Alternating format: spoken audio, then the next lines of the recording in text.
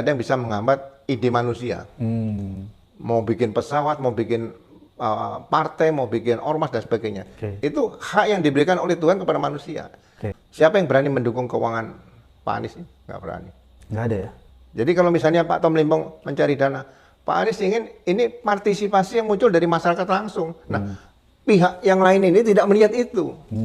Jadi dipikir Pak Anies bergerak kemana itu, wah ini dicarikan duit sama Tom Lembong. Nggak ada. Tom Lembong juga akan nyari duit dari mana dia gitu. Bukan konglomerat yang besar ini kan juga ketakutan kalau Pak Anies jadi. Apa yang ditakutkan dari Pak Anies kalau jadi presiden, jadi gubernur, nggak perlu ditakutkan. Lawan politik nggak dibunuh, biar lawan politik jadi mitra di situ. Kuat dugaan bahwa kasus Tom Lembong ini ada muatan politisnya nggak? Sangat banyak muatan politis di situ daripada muatan politik hukumnya. Apakah kalau menurut Pak Ugro lihat, Tom Lembong ini dijadikan tersangka karena dia menjadi bagian di masa lalu di timnya Caimin ya? Apakah kira-kira ada dugaan ke sana tuh, Pak? Banyak indikasi seperti itu yang orang diucapkan itu tidak ada salahnya. Jadi orang menganalisa penangkapan Pak Tom Lembong ini yang dikatakan oleh para pakar dan pengamat-pengamat hukum, pengamat masalah sosial, itu tidak ada salahnya di situ. Jadi ya kalau menurut saya jaksa nggak usah marah kalau dikritik, itu kan wajar biasa.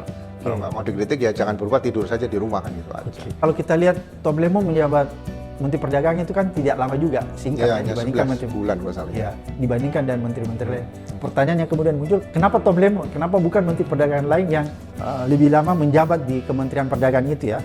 Dan atau pertanyaan kemudian muncul, kenapa bukan Menteri Perdagangan yang mengeluarkan impor itu jauh lebih besar ya kuotanya daripada zamannya Tom Lembong? Kira-kira seperti itu Pak Ugro?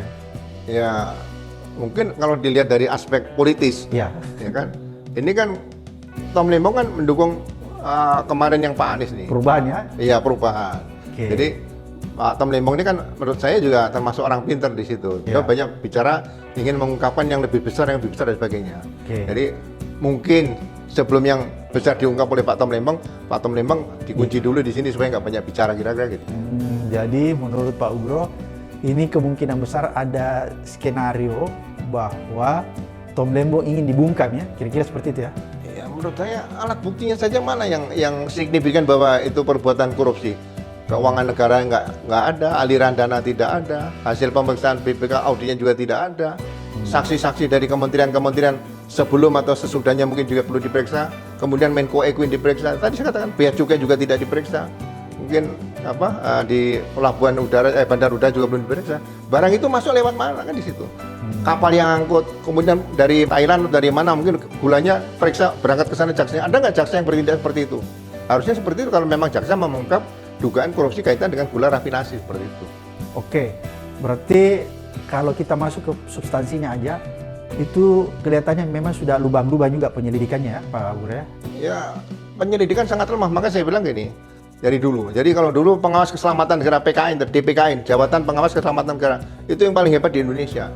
Nah, penyelidikan itu digunakan dalam reserse. Jadi jangan model sekarang kalau saya penyelidikan surat undangan klarifikasi. Itu bukan KUHP itu, menurut saya juga kaget kok ada undangan klarifikasi. Kalau nanti sudah terbukti klarifikasi tidak terbukti misalnya, SP3 atau P3 apa namanya kan nggak jelas seperti itu.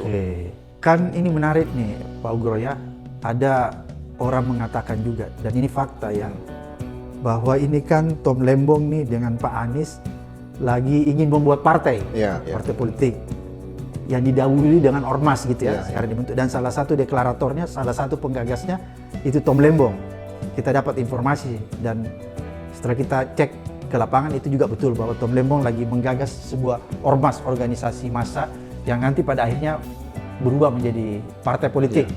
Apakah kasus ini tidak ada kaitannya untuk menghentikan Tom Lembong agar tidak melanjutkan pendirian ormas ini atau pendirian partai yang diinisiasi oleh Tom Lembong dan Anies Baswedan?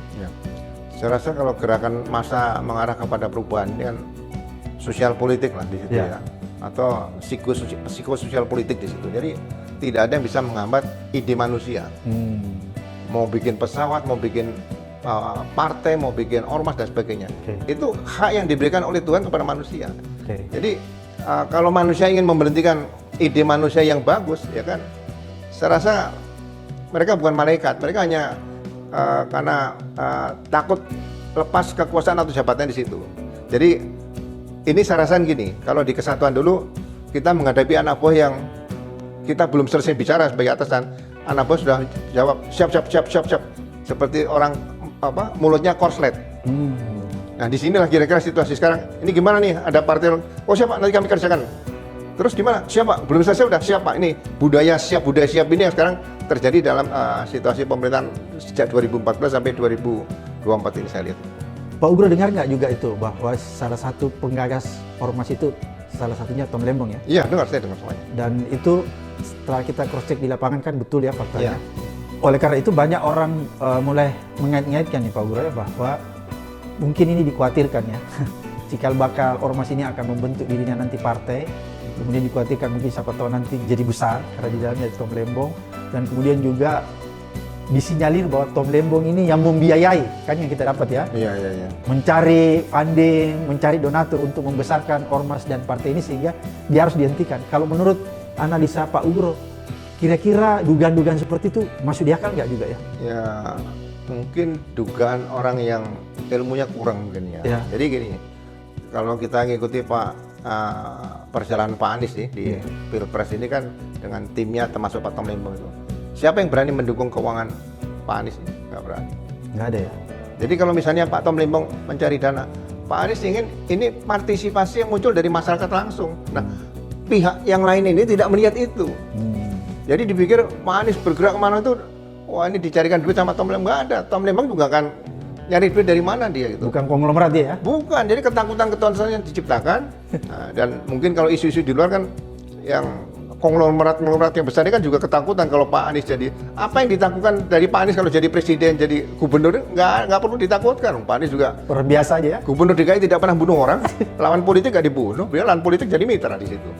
Jadi ketakutan yang tidak beralasan kalau apa yang dikatakan tadi, mereka takut kalau Tom Lembong tadi ingin membesarkan suatu partai perubahan gitu loh. Partai perubahan itu semua orang ingin berubah dan bergabung ke partai itu, jadi nggak usah perlu duit banyak-banyak. Oke, jadi Pak Ugro ini kan kenal juga sama Pak Tom Lembong kan, sering berinteraksi. Pak Ugro yakini bahwa Tom Lembong ini kan bukan orang yang punya finansial gede besar yang bisa membiayai jalannya sebuah organisasi massa atau partai ya? Nggak pernah kelihatan seperti itu, saya nggak pernah lihat. Dulu juga waktu masuk dalam tim kampanye Anies ya, dia biasa aja orangnya ya Pak? Ide-idenya, pemikirannya yang bagus, yang luar biasa. Luar biasa ya? Tapi kalau finansial, biasa aja ya? Menurut Pak Ugro, apakah ditetapkannya tersangka Tom Lembong ini oleh Kejaksaan Agung? Kira-kira nih Pak Ugro, ada dugaan nggak ini intervensi mantan penguasa? Pasti itu masih ada hubungan di situ. Gitu ya? Masih ada 1, 2, 3, 4, 5, 6 mungkin lah yang masih bisa digerakkan di situ. Jadi beberapa orang masih terikat. Ya karena mungkin perbuatannya, kelakuannya, dosanya di situ masih dipegang oleh mantan-mantan tadi itu aja. Bukan mantan lah, satu aja, nggak banyak-banyak. Oke, jadi Pak Ugro melihat bahwa ini memang kayak semacam skenario ini penetapan Tom Lembong ya, bukan murni hukum. Ya dari apa yang udah saya baca ini, secara hukum acara pidananya saja tidak dipenuhi. Oke. Tiba-tiba orang kaget-kaget, kecuali sudah diumumkan. Jadi masalah impor gula rafinasi sejak tahun 2014 sampai 2024 nih. Mungkin untuk mengevaluasi kepemimpinan Presiden Jokowi kan, bagaimana nih? Nah, semua menterinya diperiksa aja, mungkin itu lebih bagus, tidak perlu penahanan. Tapi untuk kepentingan nanti edukasi, untuk supervisi, untuk pencegahan jangan sampai terjadi lagi kebocoran-kebocoran gitu loh. Kalau memang ada kebocoran, kalau enggak ya cukup jaksa berperan sebagai pengacara negara melihat clear gitu. Oke.